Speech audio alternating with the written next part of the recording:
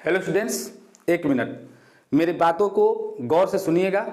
अगर आप matric board परीक्षा की तैयारी कर रहे हैं तो आपके लिए बहुत ही जो मैं बात बताने जा रहा हूं बहुत ही आवश्यक है। ठीक है, अगर कहीं आप ट्यूशन कर रहे हैं तो रोजाना क्लास करें, ट्यूशन में गैप मत करें। ठीक है, क्योंकि मैट्रिक बोर्ड परीक्षा की जो समय है अब बिल्कुल नज़दीक हो गया है, लगभग 2 महीना बच गया है। ठीक है, और जो टीचर बता रहे हैं उनको ध्यान से सुनिए क्या कह रहे हैं और उनके बातों पर केयर कीजिए। ठीक है, और एक चीज़ और, रिवीजन जरूरी है।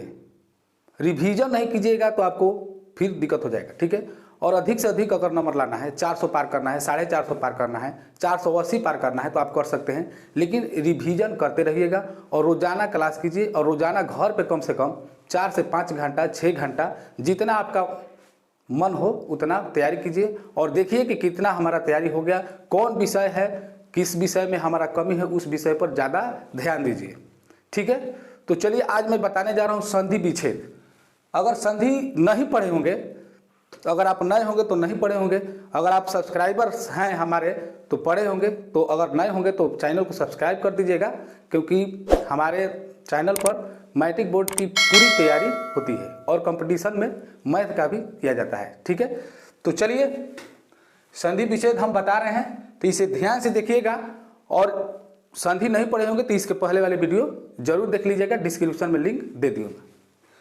चलिए, सबसे पहले हमें 2 चीज लिख दिए हैं, जिसे संधि विच्छेद का, संधि और विच्छेद, इस दोनों का भी जो है, इन दोनों का भी संधि विच्छेद हो जाता है। चलिए देखिए, संधि का क्या होगा, अनुस्वार होता है तो ये म में चेंज हो जाता है, आप लोगों को पता होगा, अगर पढ़े होंगे तो ये हो जाएगा सम और प्लस जो धी है जैसे है वैसे ही लिख देना है, इसमें कोई दिक्कत नहीं है, तो ये हो जाएगा सम धी। विसर्ग है, अगर अंत में विसर्ग है तो विसर्ग दे देना है। अब इसमें मैं आप लोगों को ये भी बताऊंगा कि कौन सा संधि है। तो ये जो संधि है ये हो गया आपका व्यंजन संधि, सॉरी क्या हो गया, व्यंजन संधि। ठीक है, अब देखिए क्योंकि यहां पर हलंत हो गया तो व्यंजन हो जाता है। चलिए देखिए, विच्छेद ये भी व्यंजन संधि है। ये कैसे होता है, चलिए थोड़ा सा डिस्टर्ब हो गया था, फोन आ गया था। देखिए विच्छेद, तो विच्छेद का कैसे होगा, वी प्लस ये छेद हो जाएगा। आपको याद होगा कि जब त या द के आगे नियम लिखा है, त या द के आगे च या छ हो तो आधा च में बदल जाता है, तो जो त है वो आधा च में बदल जाता है, यहाँ पर आधा च में बदल गया है, तो इस प्रकार से विच्छेद हो जाएगा। और यहाँ हलंत है, यह क्या हो जाएगा, व्यंजन। ठीक है, भानुदय, भानुदय देखिए द्रुहुकार से है, तो आपको बताया गया था कि हर्षु का द्रुहुकार रहेगा तो द्रुहुकार होगा, हर्षु हर्षु का होगा द्रुहुकार होगा। यदि दीर्घ संधि में आता है तो ये हो जाएगा, दीर्घ संधि में क्या है, स्वर संधि। तो चलिए इसको हम इस प्रकार से बनाएंगे, भानु, भानु हम इस प्रकार से लिखते हैं, भानु प्लस उदय, भानु प्लस उदय हो जाएगा इसका संधि विच्छेद। और ये हो गया स्वर संधि, और स्वर संधि में कहा जाएगा कौन संधि है, तो ये हो जाएगा दीर्घ संधि। ठीक, लघुर्मी ये भी स्वर संधि है, तो देखिए लघु जो है इस प्रकार से हो जाएगा और उर्मी इस प्रकार से, उर्मी लिख दिया। तो हर्षऊ और दुर्घऊ मिल के दुर्घऊ होता है, ये भी दीर्घ संधि है, यानी कि स्वर संधि का दीर्घ संधि है। वधुत्सव ये भी वही संधि है, तो ये हो जाएगा वधु, वधु द्रुहुकार से होता है, उत्सव हम लिख सकते हैं। उर्मी देखिए यहाँ विसर्ग है तो यहाँ पर विसर्ग हम दे देंगे। ठीक है, इस चीज का ध्यान जरूर रखना है, ये भी है स्वर संधि। विदय का, इसको ध्यान दीजिएगा, जैसे हम लिखवाए थे 1 + 1 एकाएक। ठीक है, सदा प्लस एव सदैव, अ या आ के बाद ए रहे तो अय में बदल जाता है, तो ये क्या हो जाएगा, विद्या। और विद्या नहीं लिखेंगे क्योंकि विद्या का कोई अर्थ नहीं होगा, विद्या का अर्थ होता है आपको पता है, तो विद्या प्लस एका होगा। ठीक है, अब इसमें कुछ नहीं है, आगे कुछ नहीं है तो आगे कुछ नहीं देना आपको। ठीक है, अब देखिए ये कौन संधि है, ये भी स्वर संधि है। अगर इसमें आपको पूछा जाए कि स्वर संधि में कौन संधि है, तो विदयका कह रहा है, तो ये हो गया वृद्धि संधि। देखिए यहाँ पर स्वच्छंद, तो स्वच्छंद है तो ध्यान ही देना है, जिसे कि मान लीजिए आगे छंद है तो आधा च है, आधा च के बाद क्या है, छ है, तो बताया गया है कि त या द के आगे च या छ हो तो आधा च में बदलता है, तो आधा च में बदल चुका है, तो ये क्या हो जाएगा, स्व त या द के आगे तो स्वत प्लस क्या हो जाएगा, छंद। ठीक है, तो ये हो गया आपका व्यंजन संधि। अभी देखिए अभी एक भी विसर्ग नहीं मिला, यहाँ पर देखिए अजंत है, ये बिल्कुल फटाफट देख लीजिए, ये हो जाएगा अच प्लस अंत, ये आपको पहले भी बताया गया है, तो ये हो जाएगा व्यंजन। ठीक, तन्मात्रम ये भी हो जाएगा तत् प्लस मात्रम। ठीक है, तत् प्लस मात्रम तन्मात्रम हो गया, ये भी हो गया व्यंजन। व्यंजन आप बढ़िया से लिख दीजिए। देखिए स्वागतम, तो ये तो बहुत ही प्रसिद्ध है, बहुत VVI क्वेश्चन है, बराबर आता है, तन्मात्र भी आता है, अजंत भी आता है। तो जितना भी हम लिखवाए हैं सभी VVI क्वेश्चन है। ठीक है, ये दो जो चीज़ें लिखवाए हैं अभी आता नहीं है, लेकिन इसका भी जानकारी होना बहुत ही आपके लिए जरूरी है। तो यहाँ पर हो जाएगा सु प्लस आगतम। कुछ कुछ आप लोग जानते भी होंगे, तो वीडियो में लास्ट तक बने रहिएगा। ये कौन संधि है? ये हो गया आपका स्वर संधि। तो स्वर संधि में आपको कहा जाएगा तो कौन संधि है? तो ये हो गया आपका यन संधि, यन संधि में आता है। दिग्गज, तो देखिए ये भी परीक्षा में आ चुका है, तो दिग्गज, दिग्गज हो जाएगा आपका। देखिए ग है, क ख ग, तीसरा जो है इसमें मिल रहा है पहला से, यानी कि पहला तीसरा आधा हो जाता है। आपको पता है कि अगर किसी वर्ग का पहला वर्ण किसी आगे आने वाले तीसरे या चौथे वर्ण से मिलकर वो पहले वाले का आधा हो जाता है। अगर ये पहले ही नियम में बताया गया था, व्यंजन संधि के पहले नियम में, कि अगर व्यंजन रहेगा, आगे आने वाले व्यंजन रहेगा, तो वह तीसरा जो होगा पहले वाले वर्ण का वो आधा होगा, और अगर स्वर रहेगा तो तीसरा पूरा लिखा जाएगा। ठीक है, तो चलिए देखिए, तो ये हो जाएगा दिक प्लस गज, तो ये हो जाएगा व्यंजन। चलिए देखिए जगन्नाथ, तो ये हो जाएगा जगत प्लस नाथ, तो ये हो जाएगा व्यंजन संधि। ठीक है, व्यंजन संधि की ये पहचान है। और यहाँ पर एक चीज ध्यान रखिएगा कि कभी ऐसे नहीं दे देगा कि व्यंजन संधि कौन है, ऐसे देगा आपको संधि विच्छेद करके आपको पता करना होगा कि ये कौन सा संधि है। ठीक है, तो चलिए यहाँ पर देखिए जगत प्लस नाथ हो गया। इसमें नियम ये होता है कि पहले वाले वर्ण का पांचवा आधा हो जाता है। ये दूसरा नंबर में लिखवाया गया था, दूसरा नंबर का ख में। ठीक है, तो आप वीडियो नहीं देखे होंगे तो डिस्क्रिप्शन में लिंक दे देंगे। देखिए यहाँ पर जगदीश है, अब यहाँ पर देखिए जगदीश है, यहाँ से आपको वही पता लग जाएगा जो पहला हम नियम बताए थे, यहाँ पर अभी जो यहाँ पर बता रहे थे दिग्गज में, वही वाला यहाँ पर नियम लगा है। देखिए ये आपका बनेगा जगत प्लस ईस। अब यहाँ पर देखिए जगत प्लस ईस बना, ये भी व्यंजन संधि है, आपको हम बताए थे व्यंजन संधि।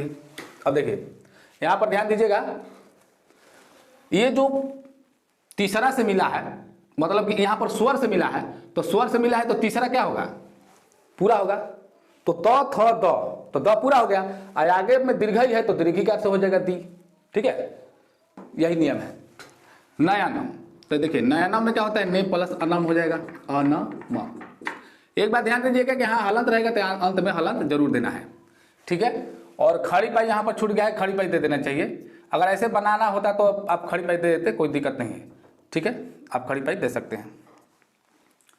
ये कौन सा संधि है? ये भी स्वर संधि है। स्वर संधि में कौन संधि है? अयाति संधि है। पावक, ये हो जाएगा पौ प्लस अका।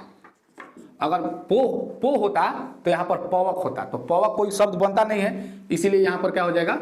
पौ प्लस अका। तो ये कौन संधि हो जाएगा? ये भी स्वर संधि हो जाएगा। अयादि संधि में सज्जन, तो सज्जन ये बहुत VVI क्वेश्चन है, तो देखिए ये भी व्यंजन संधि है, तो ये बनेगा सत प्लस जन। क्योंकि आगे जो जट डला, आपको बताए थे कि अगर त या द के आगे जट डला हो, जट डल हो, तो जो रहेगा वो डबल हो जाएगा। तो यहाँ पर ज है तो ज क्या हो जाएगा? डबल, तो इसलिए आधा ज है, तो सत प्लस क्या हो जाएगा? जन। विसर्ग है, विसर्ग दे देंगे, तो ये कौन संधि होगा? व्यंजन संधि। अब यहाँ पर देखिए मनोरथ, मनोरथ है तो मनोरथा हो जाएगा, जैसे मनोहर आप बनाए थे तो ये होगा मनः प्लस हरा। ठीक है, तो ये हो जाएगा आपका विसर्ग संधि। अभी तक कहीं विसर्ग संधि आया? ज्यादातर व्यंजन संधि आता है और स्वर संधि आता है, विसर्ग संधि बहुत कम आता है।